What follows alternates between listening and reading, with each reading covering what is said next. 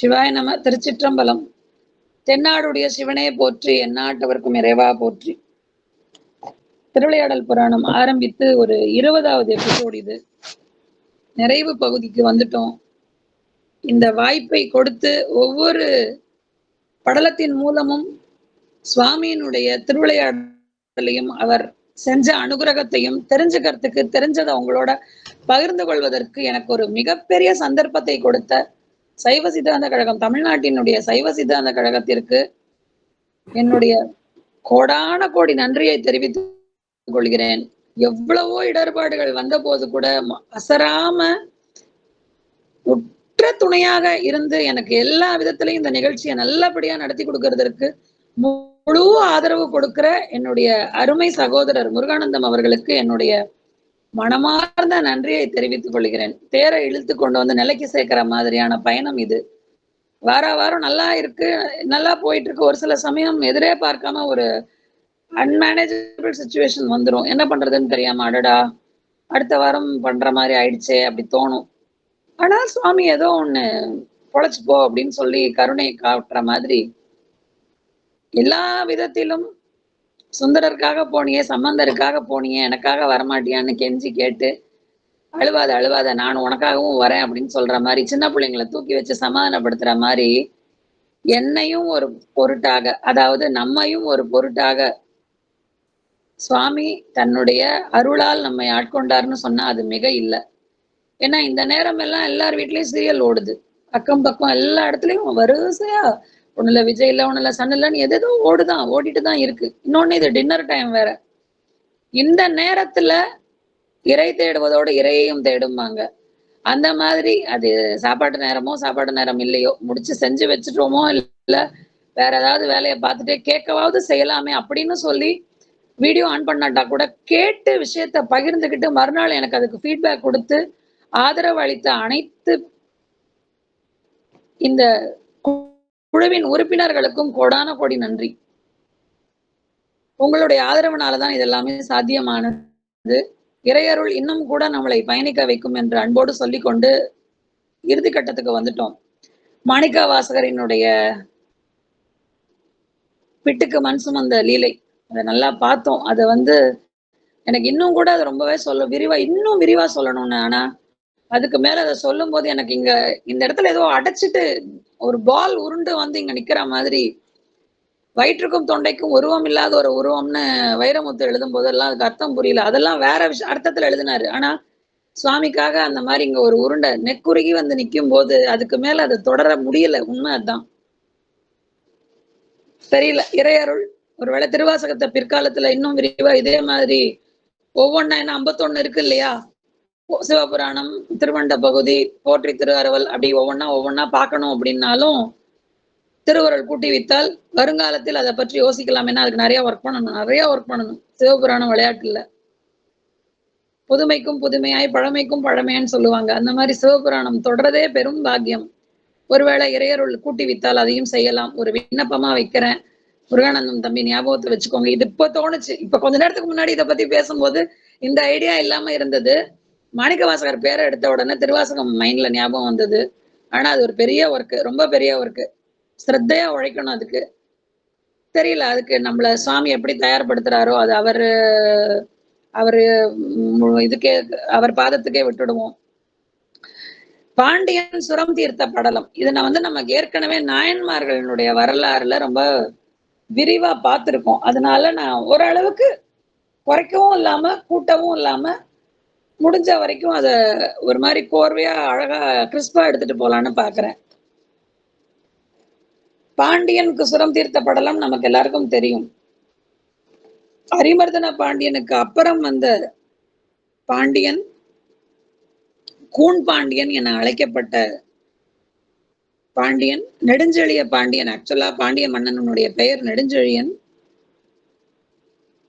சோழ மன்னனுடைய மகள் மங்கையர்க்கரசியாரை மணர்ந்து திருமணம் செய்து கொண்டு வாழ்ந்து வந்தான்.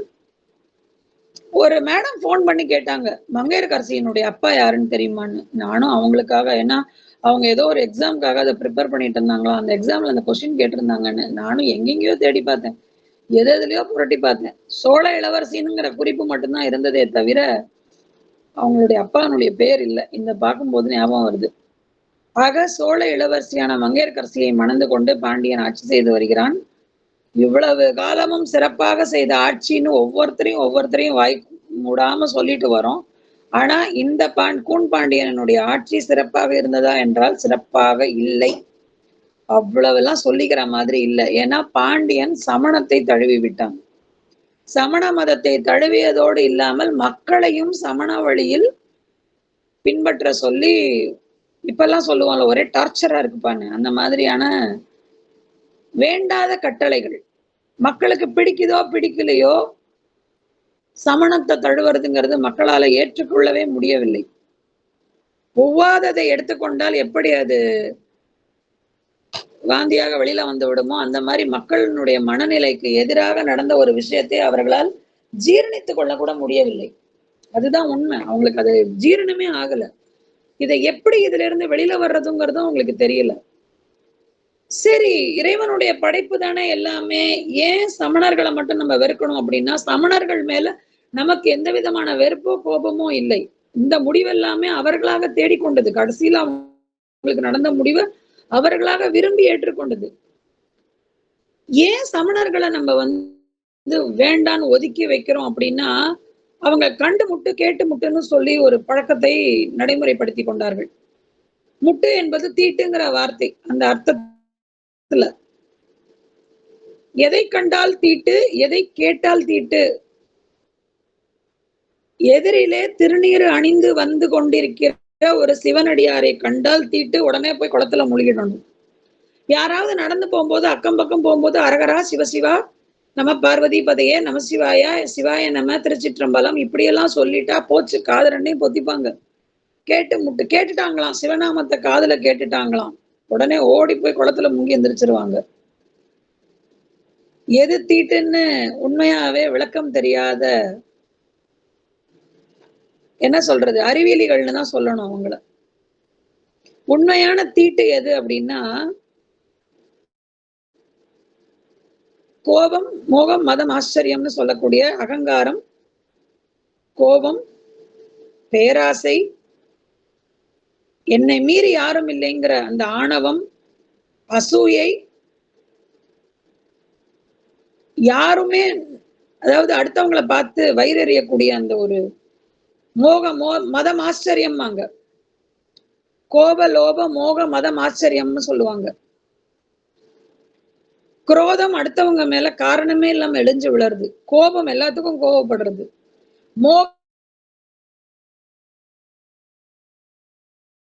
ஆச்சரியம் அளவுக்கு மீறின கர்வமும் அகந்தையும் சேர்ந்தது. இதுதான் தீட்டு. இதுதான் உண்மையான தீட்டு. இந்த தீட்டு தான் நம்மள வந்து அண்டாம பார்த்துக்கணும். இந்த தீட்டு நம்மள தொற்றுட்டா, இந்த தீட்டு நம்மளை ஒட்டி கொண்டால் இதற்கு விமோச்சனமே கிடையாது. எந்த கங்கையில் மூழ்கி எழுந்தாலும் நமக்கு தீட்டு போகாது.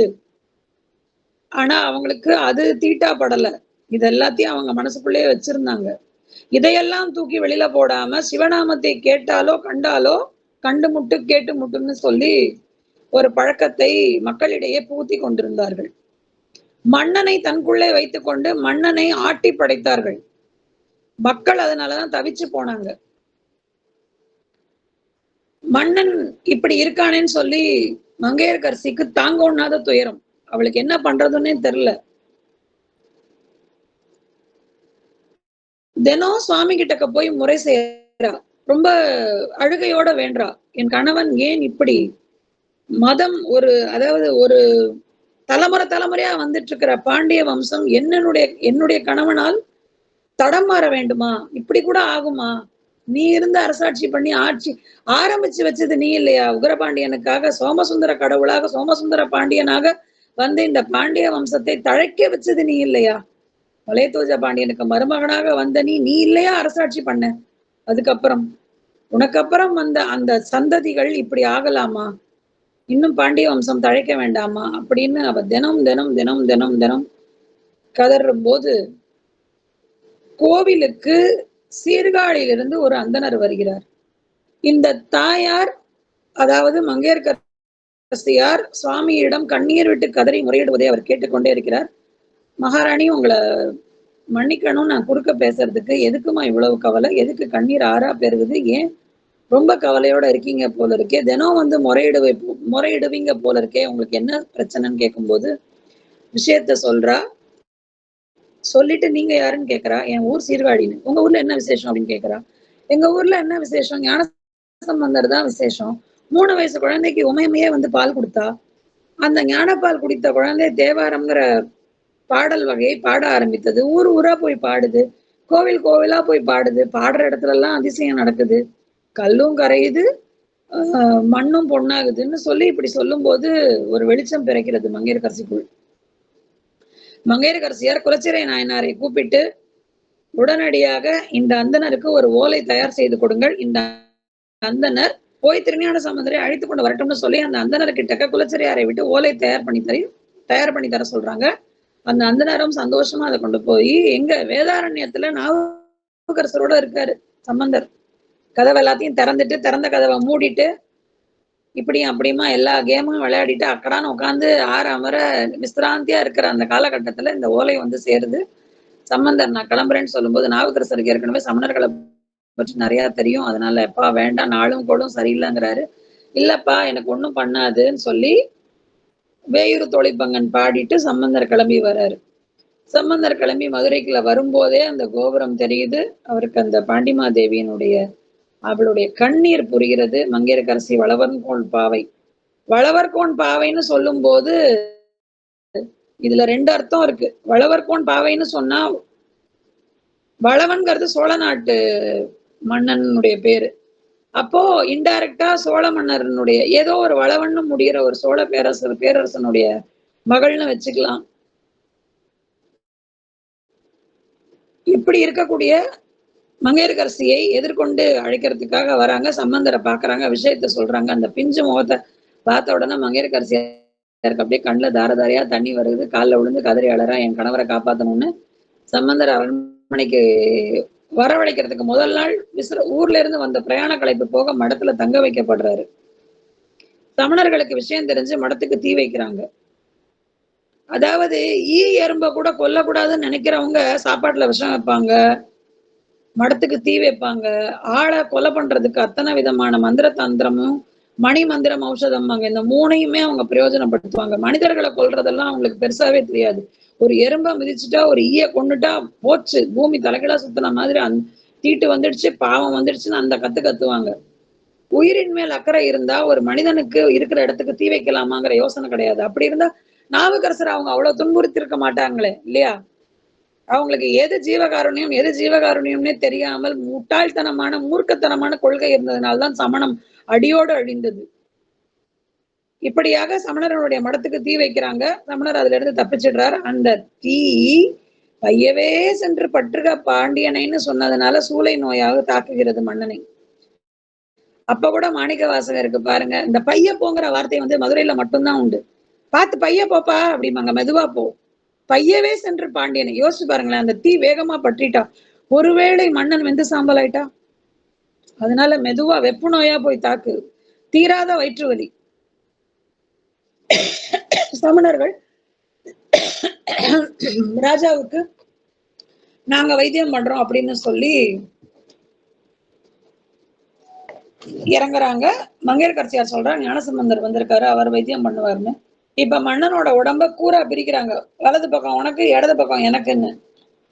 சமணர்கள் என்னென்னவோ செஞ்சு பாக்குறாங்க, வைத்தியத்துல ஒன்றும் தீரல. இதே சம்பந்தர் திருநீர் மந்திரமாவது நீர் பதிகம் பாடி மடப்பள்ளியிலிருந்து சாம்பல் வரவழைத்து அதை உடம்பு முழுக்க பூசுகிறார்.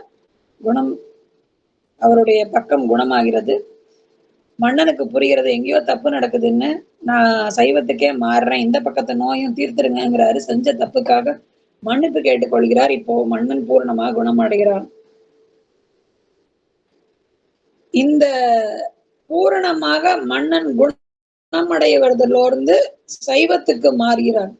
இதுவரைக்கும் தான் பாண்டியன் சுரம் தீர்த்த படலம். இந்த கூன் பாண்டியன் ஆனவன் திருஞான சம்பந்தரனுடைய அருளால் நின்ற சீர் நெடுமாறன் என்னும் சிறப்பு பெயர் பெற்று மிகச்சிறந்த ஒரு ஆட்சியை கொடுத்தான். இது 62வது படலம். இது முடிஞ்சிடுச்சு. அடுத்தது சமணர்களை கழுவில் ஏற்றிய படலம்.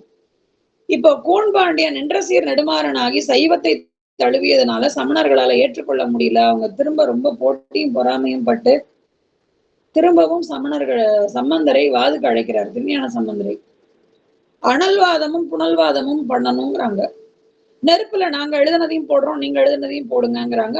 சரி, ரொம்ப சந்தோஷம் சொல்லி பச்சை பதிகம்னு சொல்லக்கூடிய திருநள்ளாற்று பதிகத்தை போடுகிறார் திருஞான சம்பந்தர். போகமார்த்த பூன்மொழியான்னு தொடங்குற அந்த பதிகம்.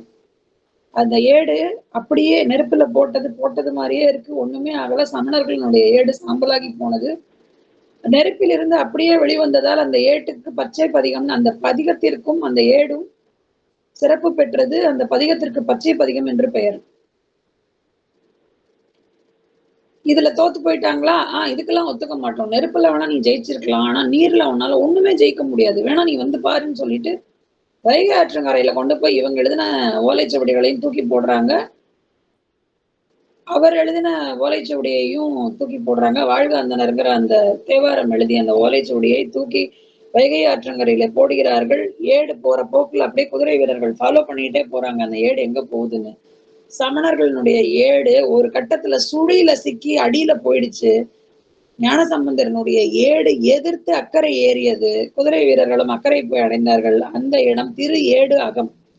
ஏடு கிடைத்த இடம் திரு ஏடகம். திருவேடகநாத சுவாமி, ஏடகநாதர் பேரு, வேதபுரீஸ்வரர்னு பேரு. இப்போ மன்னனுக்கு இதுக்கு மேல போட்டி வைக்கிறதுல பிடிக்கல. சம்பந்தரை அவமானப்படுத்துறதுலயும் அவருக்கு உடன்பாடு இல்ல. போட்டியில தோத்துட்டா எங்களை நாங்களே கழுவில் ஏற்றுக் கொள்ளுகிறோம் அப்படிங்கிறது அவங்களுக்காகவே கொடுத்து கொண்ட கண்டிஷன். சரி, அப்போ நீங்களாவே கழுவுல ஏற்றுக்கோங்கன்னு சொல்லி கழுமரம் தயார் செய்து தங்களை தாங்களே கழுவில் ஏற்றிக்கொண்டு, அதாவது நான் சாக கூட சாவேன், ஆனா தப்பி தவறி சைவத்தை ஏத்துக்க மாட்டேன், சிவசிவான்னு சொல்லிட மாட்டேன். ஆனால் அதிலும் பாதி சமணர்கள் ஐயோ சைவமே சிறந்தது, அஞ்ஞானத்துல வழுந்துட்டேனேன்னு சொல்லி சைவர்களாக மாறியவர்களும் உண்டு. அவர்களை பழித்து கூறி நீ வேணா சைவத்துக்கு போ, அப்படிலாம் நான் மானரோஷம் கெட்டவனா, அப்படிலாம் நான் பண்ண மாட்டேன்னு சொல்லி தனக்குத்தானே தண்டனையை கொடுத்து கொண்டு கழிவில் ஏற்றி தனக்குத்தானே முடிவை தேடிக்கொண்டார்கள் சமணர்கள். இதுதான் சமணர்களை கழிவில் ஏற்றிய படலம். இந்த சமணர்கள் கழிவில் ஏற்றியதிலிருந்து மங்கையர்க்கரசியும் குலச்சிறை நாயனாரும் திருஞான சம்பந்தரை உபசாரம் செய்து கொஞ்ச நாள் இருக்கணும்னு சொல்லி மதுரையில இன்னும் அநேக பதிகங்களை பாடி மன்னனுடைய ஆட்சியை சிறப்பு செய்துட்டு அங்கிருந்து அப்படியே ஊர் ஊரா கிளம்புறாரு. இப்போ 64வது படலம், திருவிளையாடல் புராணத்தினுடைய இறுதி படலம். வன்னியும் கிணறும் லிங்கமும் அழைத்த படலம்.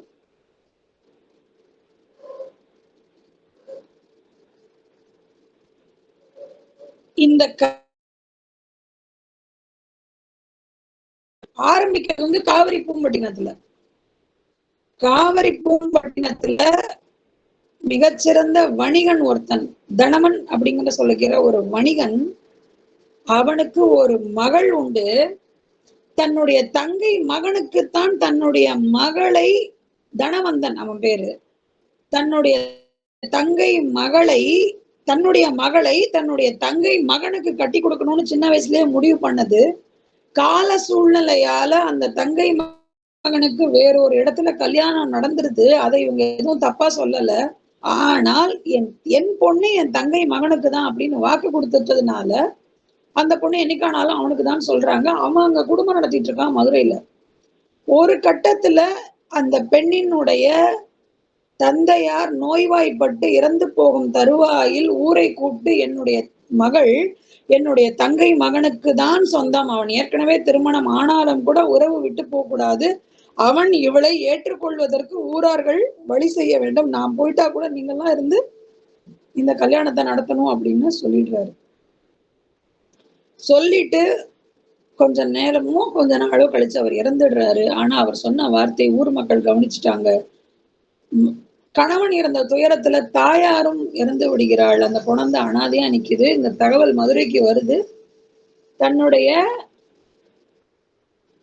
மாமனும் இந்த மாதிரி ஆனதுனால தாய் மாமனும் மாமியும் இறந்துட்டாங்கிறத செய்தி கேட்டு இந்த கதையின் முக்கியமான நாயகன் அவன் கிளம்பி காவிரி பூம்பட்டினத்திற்கு வரான். அவன் வரும் போது அந்த பெண்ணு அனாதையா நிக்கிறத பார்த்து மனசு கேட்கல. கதறி அழறா. ஊர் அப்ப சொல்லுது, "அப்பா உனக்குதான் இந்த பொண்ணுன்னு சொல்லிட்டாங்களேப்பான்னு." ஐயோ! நான் என்னங்க செய்வேன்? நான் ஏற்கனவே கல்யாணம் ஆயிடுச்சு. ஐயோ! அத பத்தி பரவாயில்லப்பா. ஆனா, மாமன் மகளுக்கு தானே ஊருக்கு முன்னாடி அவர் சத்தியம் செஞ்சு குடுத்துட்டு போயிருக்காரு. பரவாயில்லப்பா. நீ இவள ஏத்துக்கோ அப்படின்னு சொல்லும்போது, அப்படியா? அப்பன்னா நான் எங்க ஊர்ல கூட்டிட்டு போய் கல்யாணம் பண்ணிக்கிறேங்க. இங்க கல்யாணம் பண்ணிக்கிட்டா ஊர்ல அப்புறம் நாளைக்கு என்ன ஏதுன்னு கேட்பாங்கல்ல. அதனால நான் ஊருக்கு கூட்டிட்டு போய் கல்யாணம் பண்ணிக்கிறேன்னு சொல்லி காவிரி பூம்பட்டினத்துல இருந்து கிளம்பி வராங்க மதுரைக்கு. வர வழியில திருப்புறம்பியத்துல ஓய்வெடுக்க வேண்டிய சூழ்நிலை அசந்து வருது. ஒரு சத்திரத்துல தங்குறாங்க. எதிர் திண்ணையில அவன் படுத்திருக்கிறான், இந்த பக்க திண்ணையில அவ படுத்திருக்கிறா.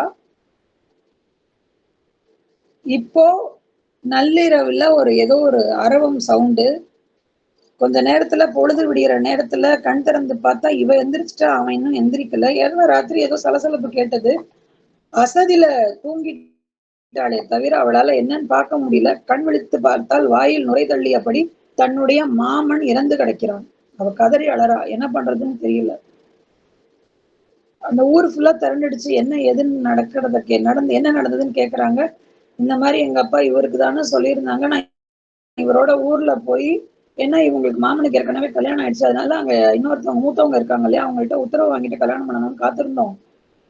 நாங்க இப்ப என்ன பண்றதுன்னே தெரியல அப்படின்னு சொல்லி அவ அழும்போது, அந்த ஊரில் திருஞான சம்பந்தர் தங்கி இருக்கிறாருங்கிற செய்தி கேட்டு அவருக்கு விஷயத்த போய் சொல்லி கூட்டிட்டு வராங்க. இந்த மாதிரி ஒரு துயர சம்பவம் நடந்துருச்சு. நீங்க கொஞ்சம் என்ன ஏதுன்னு பாருங்கன்னு.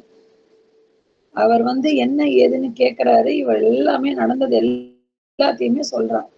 நான் என்னுடைய மாமனோட நான் நடந்து வரதா இருந்தேன். இந்த மாதிரி ராத்திரில அரவம் தீண்டி அவர் இறந்துட்டாரு. நான் என்ன பண்ணுவேன் அப்படிங்கிற போது,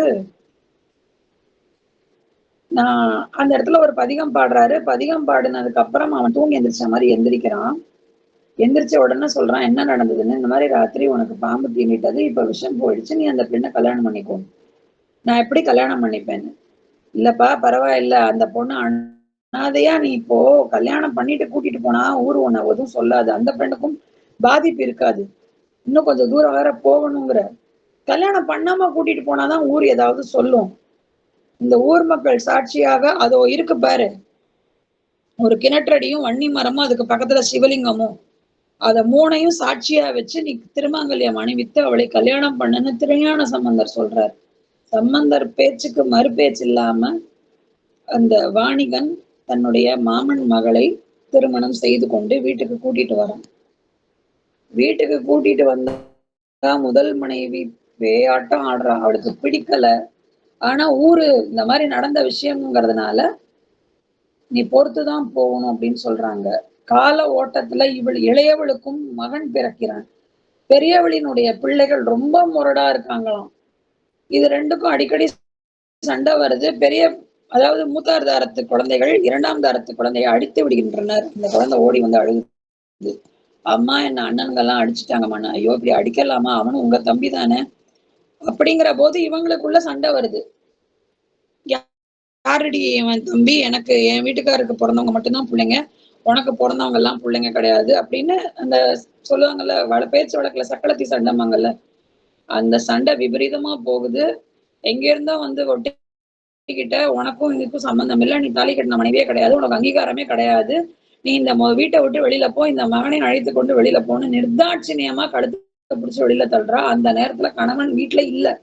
வியாபார சம்பந்தமா பக்கத்து ஊர் வரைக்கும் போயிருக்கான். அவன் வர்றதுக்குள்ள இவளை துரத்திடணும்னு நினைச்சு மகனோட வெளியில அனுப்புறா. அவ கோயிலுக்கு கதறா, சுவாமி நான் எங்க போவேன், சம்பந்தர் சொன்ன வார்த்தையை நம்பிதானே நான் கழுத்துல தாலி வாங்கிட்டு இங்க வந்தேன், குடும்பம் நடத்தினேன், குழந்தை பிறந்துச்சு, குழந்தை சின்ன குழந்தை, இப்ப இவனை தூக்கிட்டு வெளியில போக சொல்லி கதறாங்களே, நான் என்ன செய்வேன்னு கதறும் போது, நான் வருவேன் சாட்சிக்கு, நீ பயப்படாம வீட்டுக்கு போன்னு யாம் வருவோம்னு சொல்லி அனுப்புறாரு. அவ திருப்பி வரும்போது வழக்கு கேஸ் கோர்ட்டுக்கு வந்துருது. வழக்காடு மன்றத்துக்கு இந்த விஷயம் வருது. அவ சொல்றா, நான் இவளை ஒத்துக்கவே மாட்டேன், இவ போய் சொல்லி என் வீட்டுல ஒட்டிக்கிட்டு இருக்கா, இவ மனைவியே கிடையாதுன்னு சொல்லும் போது, யாம் இருக்கிறோம் அவளுக்கு சாட்சியாக, அவ கல்யாணம் பண்ணதுக்கு யாமே சாட்சின்னு சொல்லி அந்த இடத்திலே வன்னி மரமும் கிணறும் சிவலிங்கமும் தோன்றியதை பார்த்து ஊரே மெச்சுகிறது. இப்போ பெரியவளுக்கு பயம் வந்துருது. சின்ன இந்த பொண்ணு சுவாமி கிட்ட வேண்டின இந்த இளைய மருமகள் கண்ணீர் விட்டு கதறி நெக்குருகி சுவாமியை அப்படியே அந்த லிங்கத்தை வந்து இறுக்கி பிடிச்சிட்டு கதறா, சுவாமி எனக்காக நீ வந்தியா அப்படின்னு. இதை பார்த்த மூத்ததார மனைவி விதிர்விதிர்த்து போறா. இப்படி கூட ஒரு அதிசயம் நடக்குமா? அவளுடைய உண்மையான பக்தியை நான் தான் புரிஞ்சுக்காம போயிட்டேனா? ஐயோ தவறு செஞ்சுட்டேனே, இந்த மாதிரியான ஒரு விஷயத்தை இனிமே நம்ம பண்ணாம இருக்கணுமே அப்படின்னு சொல்லி கால்ல விழுந்து மன்னிப்பு கேட்கறதுக்காக வரா. இல்ல நீங்க வயசுல பெரியவங்க. இதெல்லாம் நடக்கும்போதே கணவர் வந்துடுறாரு பக்கத்து கிராமத்துல இருந்து. என்ன நடந்தது என்னன்னு கேட்கும்போது அங்க நடந்த அதிசயத்தெல்லாம் பாக்குறேன். இங்க பாருங்க ஒரு வன்னி மரமும் கிணறும் நமக்கா. ஆமா இது முன்னாடி தானே நம்ம கல்யாணம் பண்ணணும். அதுவே இப்ப சாட்சி சொல்லுங்க வந்திருக்குன்னு சொல்லும்போது அவருக்கு ரொம்ப சந்தோஷமா இருக்கு. ஆனா முதல் மனைவியை வெறுத்து வெளியில போன்னு சொல்றான். இளையவள் சொல்றாளாம், வேண்டாம் அக்கா பாவம், அக்கா நம்ம கூடயே இருக்கட்டும். தப்பு செஞ்சுட்டாங்க, அவங்க வேணும்னு செய்யல, உண்மை தெரிஞ்சா அவங்க அப்படி சொல்ல மாட்டாங்கன்னு சொல்லி, அக்கா வாங்க நம்ம எல்லாரும் ஒத்துமையா ஒரே குடும்பமா இருப்போம்னு சொல்லும்போது அவளும் தன்னுடைய தவறை திருத்திக் கொண்டு இதற்கப்புறம் ஒரே குடும்பமாக இருக்கலாம்னு சொல்லி எல்லாரும் வீழ்ந்து வணங்கும் போது ஈசானிய மூலையிலே, மதுரை கோவிலிலே ஈசானிய மூலையிலே இது மூன்றும் நிரந்தரமாக மக்களுக்கு அருள்வாளிப்பதற்காக இருக்கும் அப்படின்னு சொல்லி, இப்பவும் மதுரைக்கு போனீங்கன்னா ஈசானிய 3வது பிரகாரத்துல ஈசானிய மூலையில மரமும் இருக்கும், வன்னி மரமும் இருக்கும், கிணறும் இருக்கும், அங்க ஒரு லிங்கமும் இருக்கும். இதை நீங்க இப்பவும் மதுரைக்கு போனா பார்க்கலாம். இப்படியாக தன்னுடைய பக்தர்களுக்கு ஒவ்வொரு விதத்திலும் சின்ன விஷயம்தான், இதுக்கெல்லாம் சாமி வரணும்லாம் அவசியமே இல்லை. யோசிச்சு பாருங்க, ஒரு கல்யாணம் இஷ்டம் இருந்தா பண்ணிக்கிற, இல்லைன்னா பண்ணிக்காம போற. இன்னைக்கெல்லாம் ஒரு பேப்பர் கொடுத்தா முடிஞ்சு போச்சு. ஒரு பேப்பரை தூக்கி போட்டுட்டு உனக்கு எனக்கு ஒண்ணும் இல்லைன்னு சொல்லிட்டு போயிட்டே இருக்கு, ஒரு பெட்டியை தூக்கிட்டு போயிட்டே இருக்கலாம். ஆனா ஒரு சின்ன விஷயத்துக்காக, பக்தையினுடைய குரலுக்காக, அழுகுரலுக்காக ஓடி வந்து சாட்சி சொன்ன அந்த எம்பிரானினுடைய கருணை சொல்லற்கரியது. இத வந்து அளந்தெல்லாம் பார்க்க முடியாது, அந்த கருணையினுடைய அளவெல்லாம் சொல்ல முடியாது. அவங்கவங்க அனுபவிச்சு பார்த்தால்தான் உணர்ந்து கொள்ள முடியும். இப்படிப்பட்ட பேரருளை தெரிந்து கொள்வதற்கு ஒரு வாய்ப்பை கொடுத்த சொக்கநாதருக்கு நம்ம எல்லாம் தான் நன்றி சொல்லணும். சிவாய நம. திருச்சிற்றம்பலம். நிறைவுக்கு கொண்டு வரலாம். நல்லதுங்கம்மா, நீங்க நிறைவுரையை சொல்லிருங்க. வான்முகில் வளாது பெய்க, மலிவளம் சுரக்க, மன்னர் கோன்முறை அரசு செய்க, குறைவில்லாது உயிர்கள் வாழ, நான் மறை அறங்கள் ஓங்க, நற்றவம் வேள்வி மல்க, மேன்மைகள் செய்வ நீதி விளங்குக, உலகம் எல்லாம் ஆறிரு தடந்தோள் வாழ்க, அறுமுகம் வாழ்க, வெற்பை கூர் செய்த அணிவேல் வாழ்க, குக்குடம் வாழ்க, செவ்வேல் ஏறிய மங்கை வாழ்க, யானைதன் அணங்கு வாழ்க, மாறில்லா வள்ளி வாழ்க, வாழ்க சீரடியாரெல்லாம். திருச்சிற்றம்பலம். தென்னாடுடைய சிவனைய போற்றி, எந்நாட்டவர்க்கும் இறைவா போற்றி.